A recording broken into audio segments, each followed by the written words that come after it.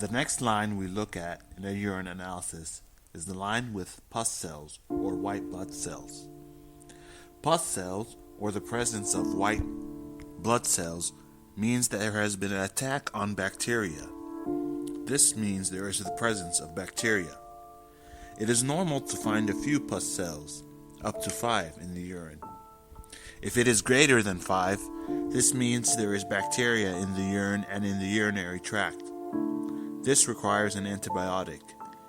Give any antibiotic that will work on the urinary tract, such as a gram-negative, for example, ciprofloxacin. You can give 250 milligrams twice a day for 10 days. Note that Ciprofar 500 is used in gastroenteritis and Ciprofar 750 in typhoid cases. So give one pill twice a day for 10 days. So if pus cells are above normal, more than 5, we give antibiotics. What, however, if the pus cells are more than 100? Up to 100, we can give a gram-negative antibiotic, such as Ciprofar. If pus cells are recurrent and or above 100, we should do a urine culture. This will help determine the specific antibiotic to use.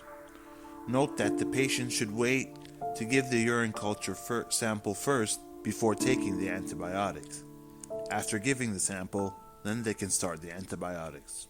It usually takes 48 hours, so you can start them on any gram-negative antibiotic while waiting for the results of the culture. So these are the first two results we look at in a urine analysis: crystals and pus cells. In most cases, if crystals and pus cells are normal, you can usually skip all the rest. Note, the presence of epithelial cells should not worry you. They may be present normally as they're shed from the walls of the urinary tract. The crystal line and the amorphous line are the same. Next, we can look at casts and RBCs. These may be present if there is also the presence of pus cells. If there is a presence of bilirubin in urine, then you should check the level in the blood first before determining anything else. Acetone is checked in cases of diabetic coma.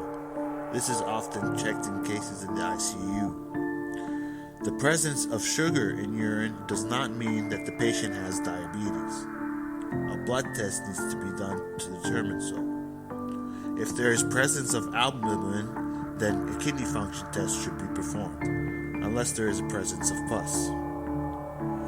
Looking at the specific gravity, it's usually between 10-15 and 25, and this usually doesn't mean much, unless the number is 10-10. This means the patient may have or is going to have kidney failure and should do kidney function tests.